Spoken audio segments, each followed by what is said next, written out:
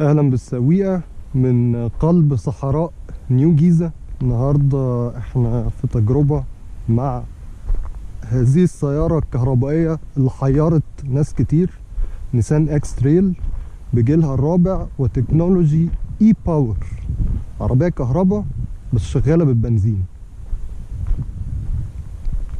حيلة كده نيسان عاملاها علشان تتغلب بقى على مشاكل الشحن والهم ده كله. دي عربية يا جماعة بتشتغل بالبنزين عادي جدا، فيها تانك هنا 55 لتر اهو، تانك بنزين عادي جدا.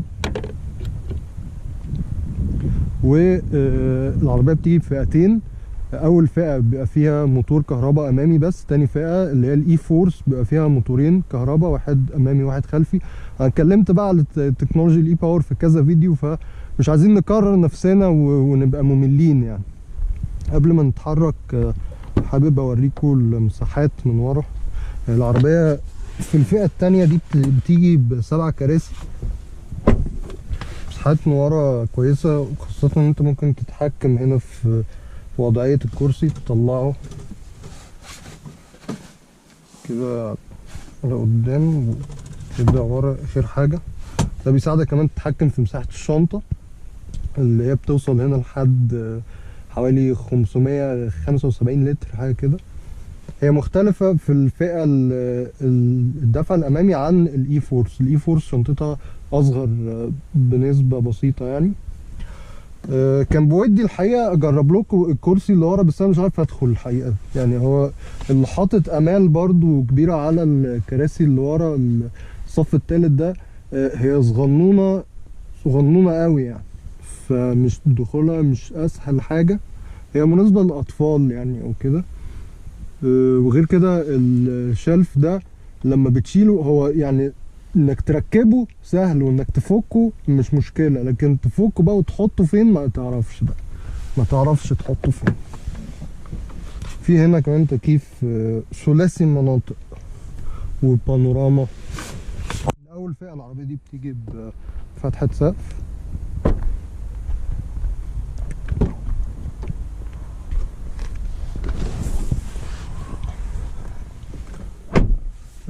من قدام انت يعني هتحس ان انت قاعد في نسخة اكبر شوية من كاشكاي يعني. كواليتي كويسة، سوفت تاتش، ده كل ده سوفت تاتش، وهنا متغطي بجلد كده مع الستيتشنج ده. الشاشة دي 12.3 بوصة، وواحدة تانية هنا قدها للعدادات الديجيتال. دول بيبقوا موجودين في الفئة التانية، بس الفئة الأولى الشاشة بتبقى هنا 8 إنش ومفيش عدادات ديجيتال، عدادات عادية. بص بقى لما نشغل كده العربية دارت. انت بقى لما بتتحرك، لما العربية تحس ان البطارية محتاجة تتشحن، موتور البنزين بيبدأ يتدخل. هنا برضو في وايرلس تشارجر في اعلى فئة، والزرارين دول الاي بادل ده اللي هو الانرجي ريكفري سيستم، او العربية بتفرمل لوحدها اول ما تشيل رجلك من على دواسة البنزين. بس هو استخدامه مش اظرف حاجة برضو يعني، ما اخبيش عليك يعني. انك تشيل رجلك مع البنزين فجأة تلاقي العربية بتكلبش كده. مش هو حلو في المناطق الضيقة وانت بتركن مثلا، ولو انت داخل منطقة ضيقة لذيذ استخدامه كويس. غير كده يعني وانت ماشي هتلاقي نفسك يعني معظم الوقت، يعني انا عن نفسي قفلته الحقيقة. واي في مود هنا اللي هو انت بتشتغل بالكهرباء بس، بتقفل موتور البنزين بس، ده بيبقى محدود على السرعات القليلة يعني.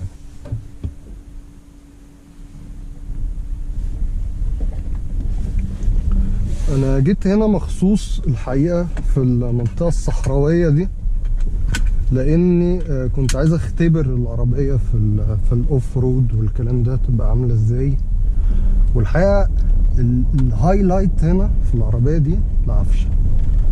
العفشة يا جماعة، العفشة يا جماعة. انا ماشي يعني ده الطريق زي ما انتم شايفين كده يعني، انا ماشي كأني ماشي في الكوكي بارك بالظبط، ماشي في الوندرلاند يعني. انا مش حاسس باي مشكلة الحقيقة. هادي جدا. مستوى الراحة في المناطق الوعرة في العربية دي كويس جدا.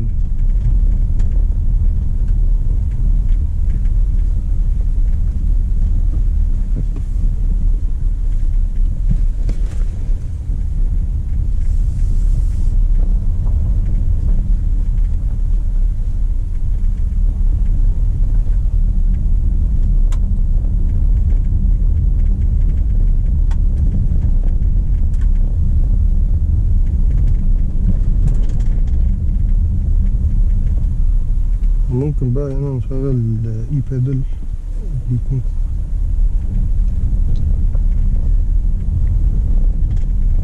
كده. العربية هدت لوحدها، انا شلت رجلي مع البنزين العربية هدت على طول وبتفرمل بتفرمل يعني هو الهدف منه اصلا ان انت تستغنى عن دواسة الفرامل يعني او في ظروف معينة يعني.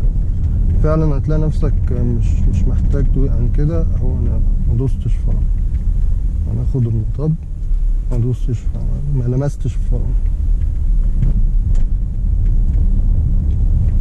ده الفكرة منه ان هو بيشحن البطارية وبيحول الكايناتيك انرجي او الطاقة الحركية اللي هي الكهرباء بتتخزن بقى في البطارية.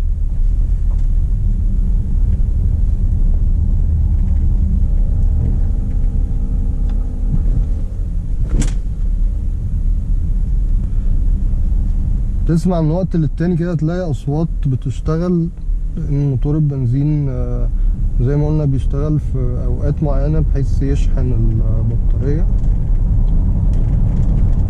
بس هو المفروض ان هو يعني المنظومة بتفضل ان الموتور يشتغل على السرعات العالية مش السرعات الواطية، بحيث ان انت مستوى الضوضاء في العربية ما يعلاش يعني. احنا مش من هنا اصلا، احنا من هنا لا مؤاخذة.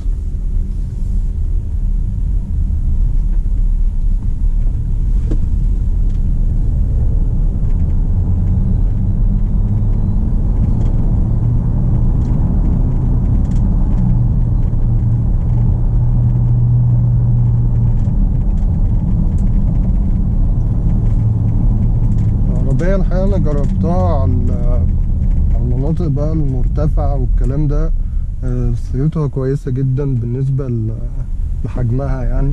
العربية دي وزنها في حدود ال2 طن، يعني اتقل بكتير من الحاجات اللي في الفئة دي. يا ريس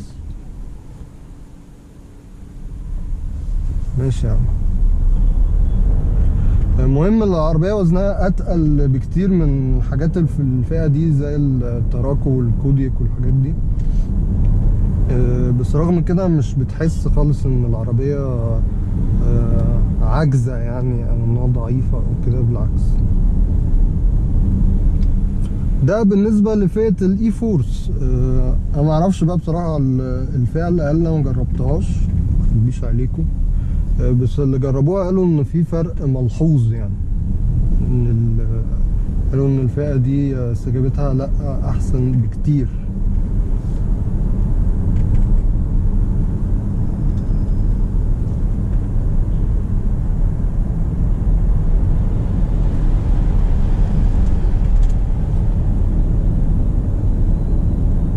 بس بقى انا لو شلت كده رجلي هتلاقيها ايه بتهدي خالص لوحدها. فنعمل كده وايه نمشي زي البني ادمين بقى عادي.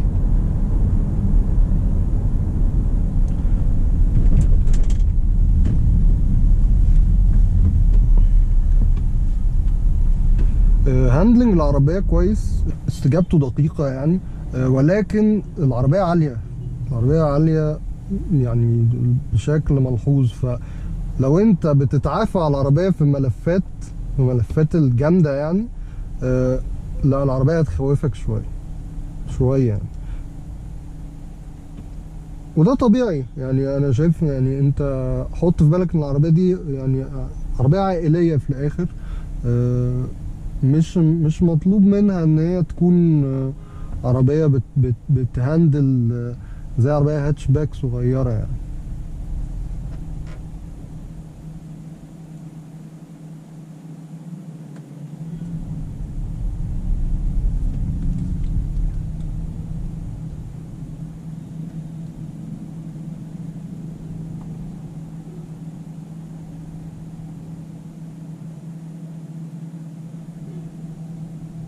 ممكن بقى نجرب الاي بيدل في منطقة زي اللي احنا فيها دي كده. يعني هو دلوقتي احنا مزنوقين في زحام هنا عند نادي نيو جيزة الرياضي. شعب نيو جيزة عاملين قلق هنا. استنى يا ريس. ماشي يعني. بعيدا عن الخنقة اللي احنا فيها دي، العربية بقى على السرعات العالية على الطريق يعني ثباتها كويس جدا على الستريت لاينز يعني.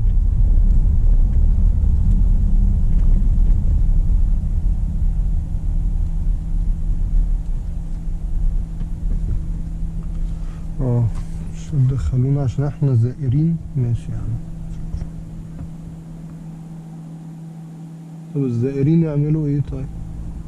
ولا هو احنا ممكن نخش عادي؟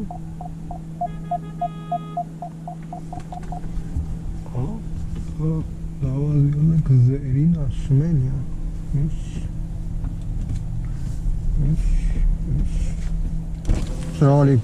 انا داخل كلوب هاوس. فين؟ كلوب هاوس. من ورا الناحية التانية. بص هو جايب لي ان انا اخش من هو عشان المكان النادي جوه في طب ممكن الف طيب؟ بلف واحد تاني. عشان الناس اللي جايه من ورا بس. ماشي انت هلف. طب من اول شمال؟ امشي ازاي بقى؟ شمال في شمال. ماشي. اتفضل من اول شمال. شكرا. GPS بيعمل معانا هوا ولا ايه؟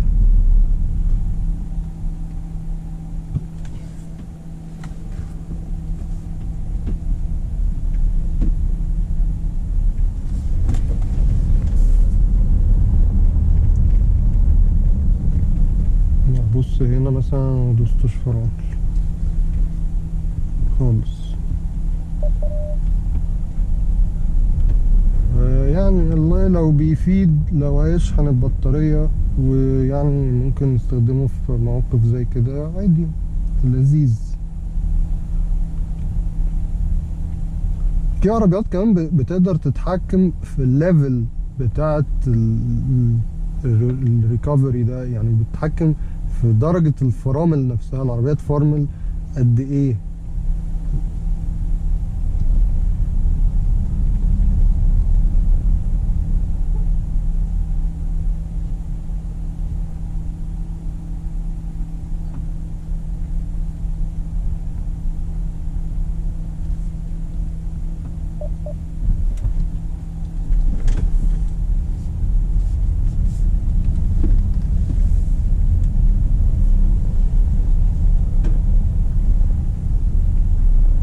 بصوا يا جماعة الجوليا الفيس ليفت، بسم الله ما شاء الله، خطيرة خطيرة.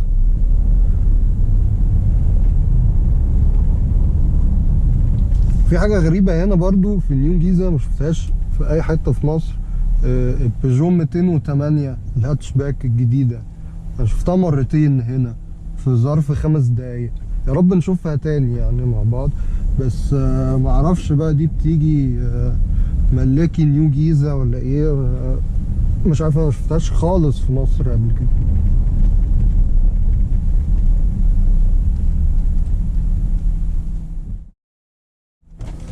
السلام عليكم. انا عايز كلوب هاوس اللي هو الجولف، امشي ازاي؟ ادخل كده ويمين. ادخل شمال ولا؟ سؤال بقى منك بقى، عشان انا عندي واحد زي اللي انت لابسها دي. دي بتصوروا بقى وبترموها؟ لا مش بنرميها طبعا، مفيش حاجه بتترمي. اما ايه بقى اللي بيحصل؟ لا بتتوصل على الكمبيوتر، تنقل حاجات عادي. وتتصور تاني؟ عادي مفيش مشاكل. ماشي ماشي. واحد قال لي دي بتصور تحت البحر. بتصور مقفله بازاز من فوق كده. ايوه كل دي اكسسوارات. لا ما فيش حاجه بتترمي. حبيبي يا باشا. حبيبي يا باشا. السلام عليكم. ترمي ايه يا باشا؟ ده ألوفات يا باشا النهارده.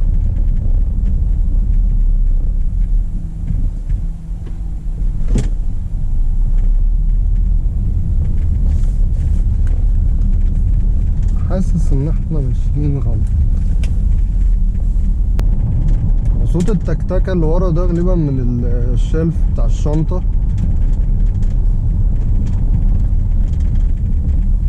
انا عن نفسي يعني بفضل ان اشيله، بس زي ما قلت لكم ما لقيتش مكان اخزنه فيه فقلت بقى تمام يعني مش مشكله.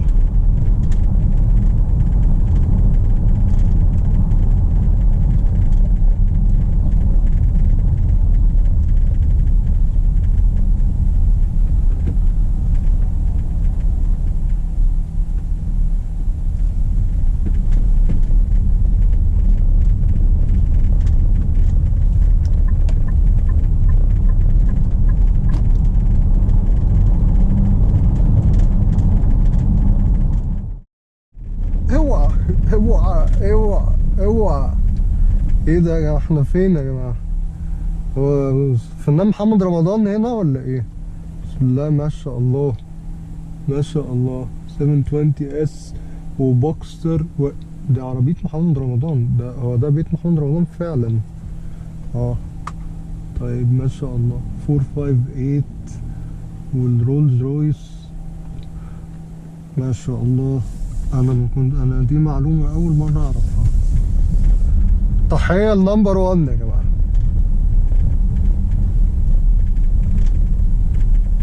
طيب كم بقى؟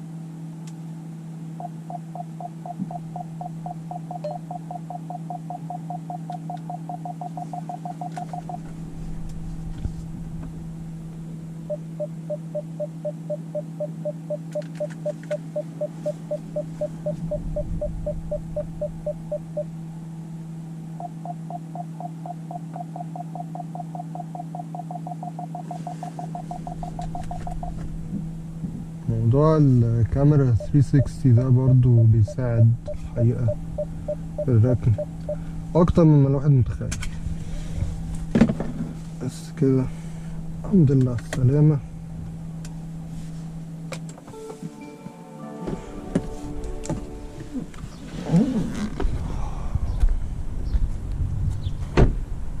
ده كان POV تيست درايف اللي هي العربية النيسان الاكس تريل اي باور بجيلها الرابع.